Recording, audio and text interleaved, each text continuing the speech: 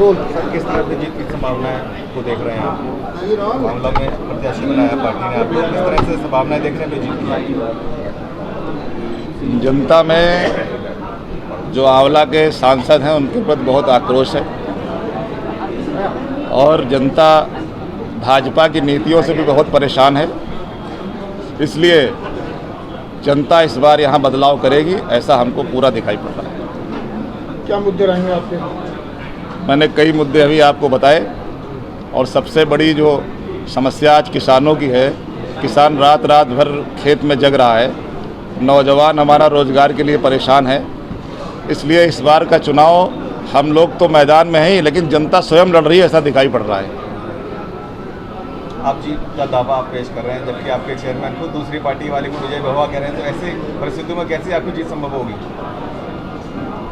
ऐसा है, कभी कभी कहना कुछ चाहता आदमी, कुछ निकल जाता होगा। उन्होंने अपनी सफाई भी दी, इसलिए ये बात इतनी बड़ी नहीं है कि उसमें चुनाव पे कोई फर्क पड़ सके। किससे फाइट मानते हैं आप?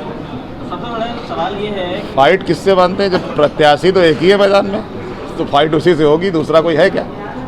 समाजवादी पार्टी को क्या बरेली के अपने नेताओं पे भरोसा नहीं था कि जो दूसरे जिले से कैंडिडेट बरेली में उतारा गया? क्या भाजपा को उत्तर प्रदेश के नेताओं पर भरोसा नहीं था जो गुजरात से लोगों को ले आए यहाँ पे? कहाँ ले आए? अरे गुजरात से लोग आके उत्तर प्रदेश में चुनाव नहीं लड़ रहे हैं क्या?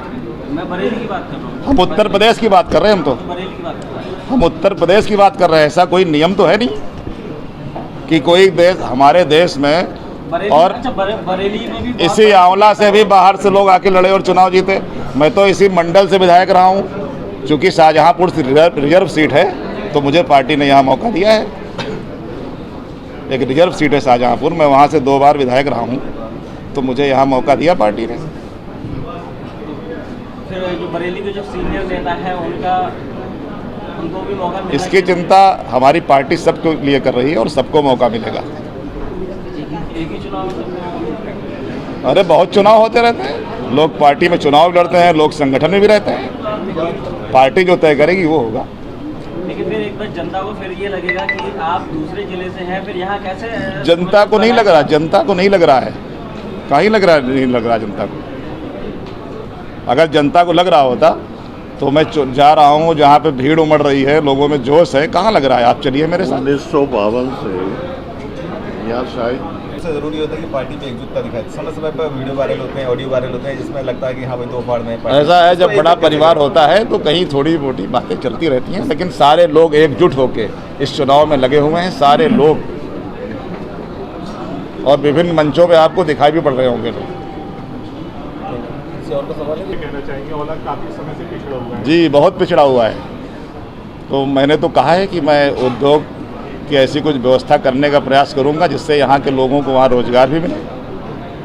पर्यटन पे खासतौर पे फोकस करें। बिल्कुल, जहाँ जहाँ जो भी संभावनाएं हैं, और ख़ासकर आंवला में हमारा जो रामनगर है, वहाँ पे एक हमारा जैन मंदिर है, एक हमारा मनौना धाम है, तो इन सबका अगर विकास किया जाए तो पर्यटन की भी संभावनाएं हैं यहाँ पे। सांसद के जो पिछले 5 साल की बात करी जाए, कैसा देखते हैं वहाँ सांसद का जो काम है, जो वहाँ के पटना 10 साल से सांसद हैं वो।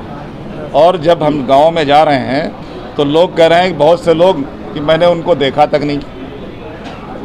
तो जो जनप्रतिनिधि चुनाव लड़ने के बाद, जीतने के बाद जनता के बीच में नहीं जाएगा तो उसके बारे में आप क्या कह सकते हैं? काम तो बहुत दूर की बात हो गई।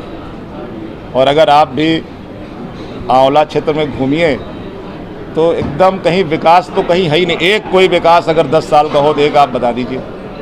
सड़कों का जर्जर हाल है, सड़कों का बहुत बुरा हाल है। जनता त्रस्त है और वो जनता की जो आवाज़ है, वो उसके उंगली में जो ताकत है, वो ताकत तो मशीन पे ही दिखाएगी ना। अभी तो क्या बोल रहे हो? छोटा जानवर 400 पार का नारा दे रहे, क्या कहेंगे? बड़ी बड़ी बातें करने में क्या जाता भाई? कौन सा पैरामीटर उनके पास है कि 400 पार करेंगे? कौन सा पैरामीटर है कि हम 370 लाएंगे? ये कौन सा पैरामीटर है? जो गठबंधन है, तो क्या लगता है इस बार खेला हो जाए? इस बार हमें तो लग रहा है कि आंवला में बदलाव होगा और पूरे देश में बदलाव होगा। अच्छा, भाजपा डरी हुई है। ईवीएम को कैसे मैनेज करेंगे? कोई डर मन नहीं। क्योंकि हारने के बाद विपक्ष का हमेशा यही रोना शुरू हो जाता है कि ईवीएम गवर्नमेंट के हिसाब से चल रही है, ईवीएम में खेला किया